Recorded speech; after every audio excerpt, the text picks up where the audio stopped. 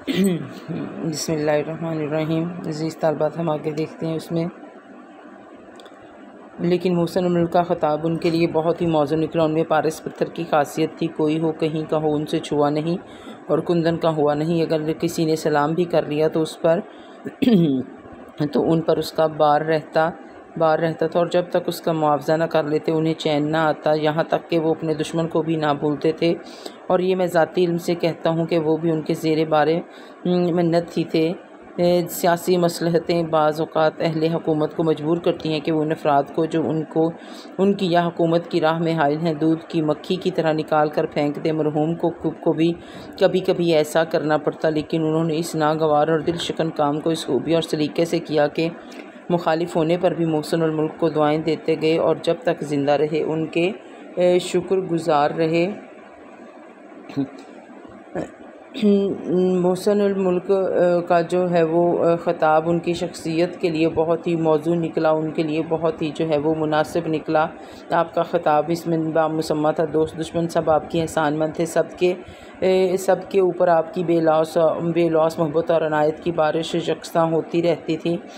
सब आपसे हद दर्जा कल्बी लगाव रखते थे। अगरचे बाज़ औक़ात सियासी मसलहतों की बिना पर रुकावट बनने वाले लोगों को राह से हटाने का नागवार फ़र्ज़ भी कई बार आपको अंजाम देना पड़ा, मगर आपने वो भी एक काम इस सलीके और रसूल पसंदी से किया कि वो मुखालिफ होने के बावजूद आपके ममनून रहे। मुसन्निफ़ कहते हैं कि नवाब साहब की शख्सियत में पारस पत्थर की सी खूबी जो है वो छुपी हुई थी। कोई भी शख्स हो आपकी सोबत में बैठा नहीं और वो जो है वो आपका हुआ नहीं, कुंदन का हुआ नहीं, यानी वो खालिस हो जाता, वो बिल्कुल अच्छा इंसान बन जाता। यानी उस शख्स को अपने हुस्न अखलाक और शीदी बयानी से आप अपना गर्विदा बनाकर छोड़ते।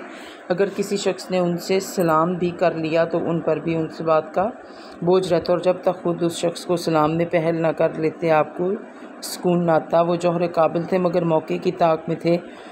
हैदराबाद में उनकी सियासतदानी, तदब्बुर, इंतज़ामी काबिलियत के जौहर खुले।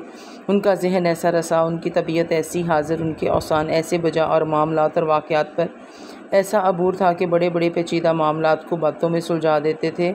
वो अगर टर्की या किसी और सल्तनत के फ़ॉरेन मिनिस्टर होते तो यकीनन दुनिया में बड़ा नाम पैदा करते। बड़े बड़े मुदब्बर उनका लोहा मान गए थे।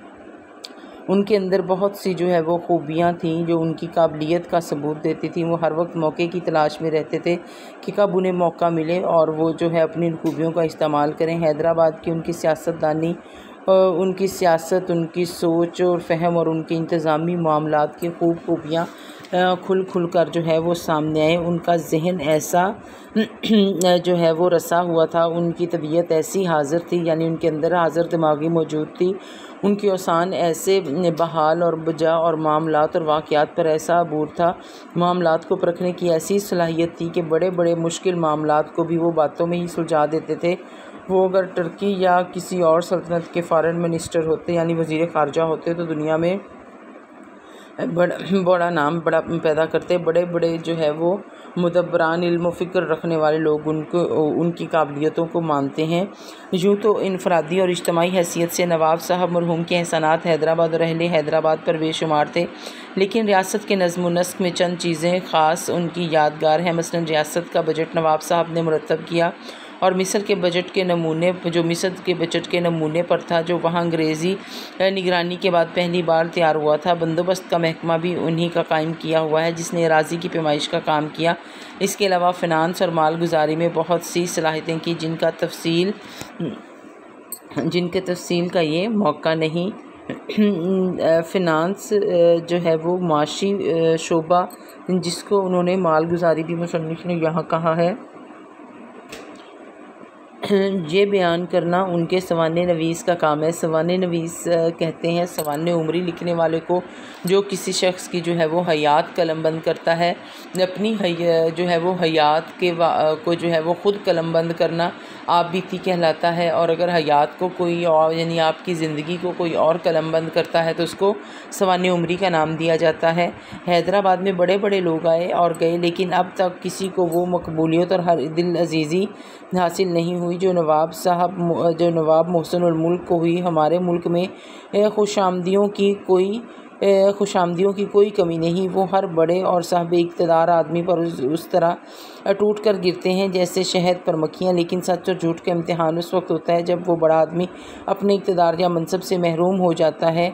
नवाब मोहसिन उल मुल्क की रुखसत के वक्त हैदराबाद में कोहराम मच गया था और हज़ारा आदमी का ठट स्टेशन के बाहर और अंदर लगा हुआ था। सैकड़ों आदमी, जिनमें अमीर, गरीब, बेवाएँ और यतीम सब ही थे, ज़ारों कतार रो रहे थे। वो क्या चीज़ थी जिसने छोटे बड़े सब का दिल मोह लिया था।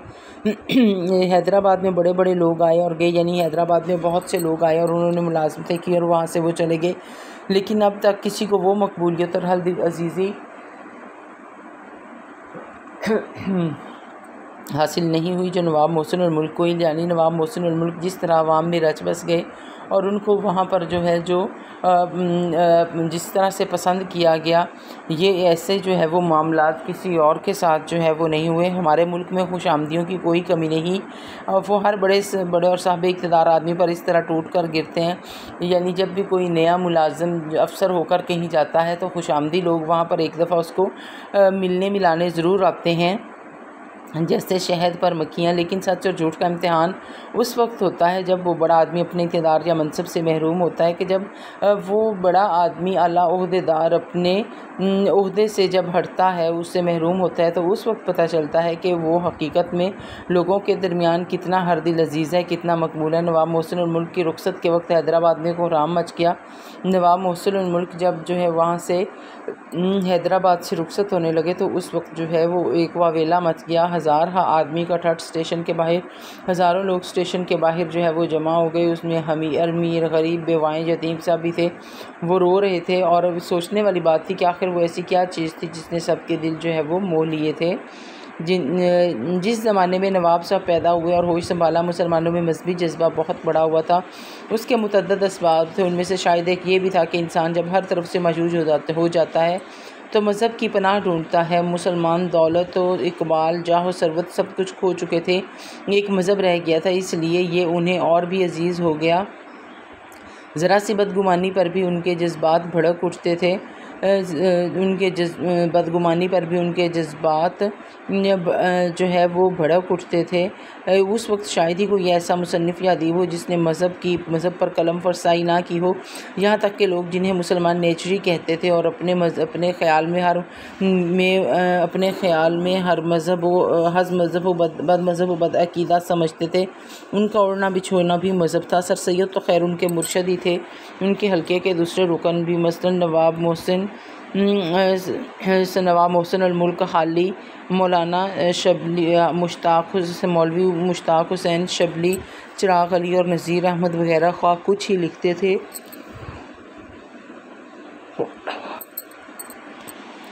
तान मज़हब पर ही टूटती थी। नवाब साहब मरहूम को इब्तदाई से मजहबी लगाव था। पहले वो मिलाद पढ़ते और वाज़ कहते थे। उनकी एक ही तसनीफ़ है जो खालिस मजहबी है, वरना इसके सिवा उनकी जितनी तहरीरें हैं वो या तो तालीमी है या माशरती जर्मी, लेकिन उन सब का ताल्लुक़ किसी न किसी नहज से इस्लाम या मुसलमानों से है। वो उर्दू के आला दर्जे के अदीबों में नहीं,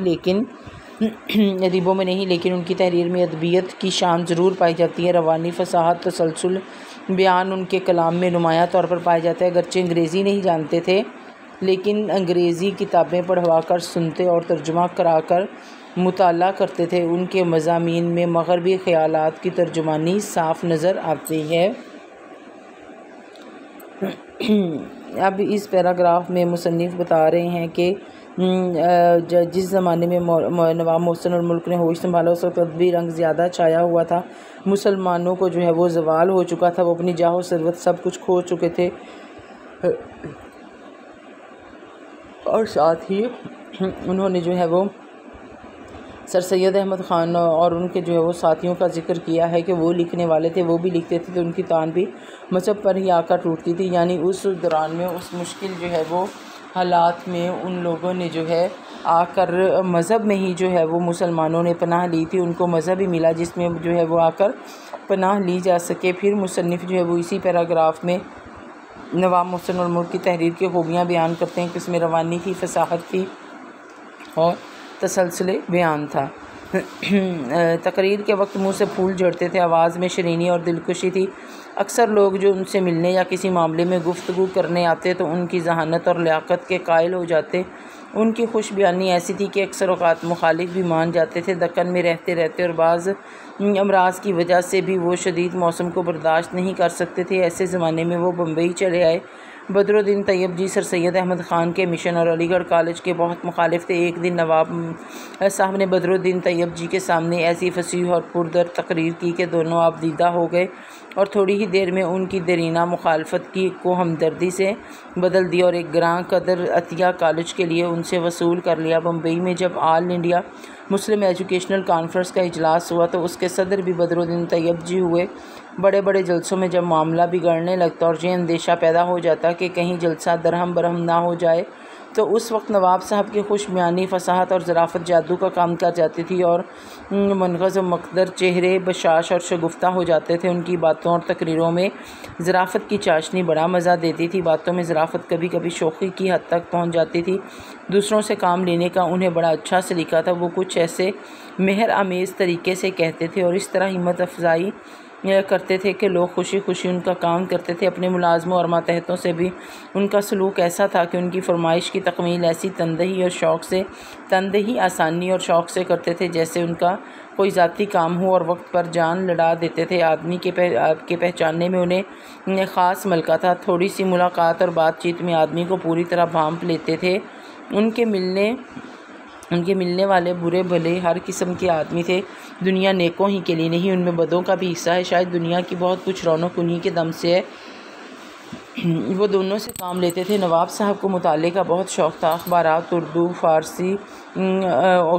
उर्दू फ़ारसी अरबी किताबें बराबर पढ़ते रहते थे। अंग्रेज़ी के अखबारात और मज़ामीन भी पढ़वा कर सुनते थे। अंग्रेज़ी की ऐसी किताबें जो उनके मजाक की होती थीं उनका तर्जमा करा कर पढ़ते और बहस करते थे। उनके कुतुब खाने में फ़ारसी, अरबी और अंग्रेज़ी की आला दर्जे की किताबें थीं। सर सैयद की वफ़ात के करीब ज़माने ही में उर्दू की मुखालफत का आगाज़ हो गया। अगरचे सर सैयद की हालत उस वक्त नाजुक थी तो भी इस जवां हिम्मत बुड्ढे ने उसके मुतल्लिक लिखा पढ़ी शुरू कर दी थी। मोहसिन उल मुल्क के ज़माने में मुखालफत ने और ज़ोर पकड़ा। उर्दू की हिफाजत और हमायत के लिए अंजुमन कायम की गई जिसका अज़ीमुल शान जलसा लखनऊ में हुआ। उसमें नवाब मोहसिन उल मुल्क ने बड़ी ज़बरदस्त और पुरजोश तकरीर की जिसका लोगों पर बड़ा असर हुआ और जोश की एक लहर फैल गई। नवाब मोहसिन उल मुल्क किसी शाहरा गामजन पर रहे जिसकी दागबेल सर सैयद डाल गए थे। सर सैयद के बाद मोहसिन उल मुल्क ने उनके काम को जिस तरह संभाला, निभाया और बढ़ाया ये उन्हीं का काम था। इसके बाद कोई उनके यादगार बनाए या ना बनाए, मोहसिन उल मुल्क का काम उनकी सबसे बड़ी यादगार है।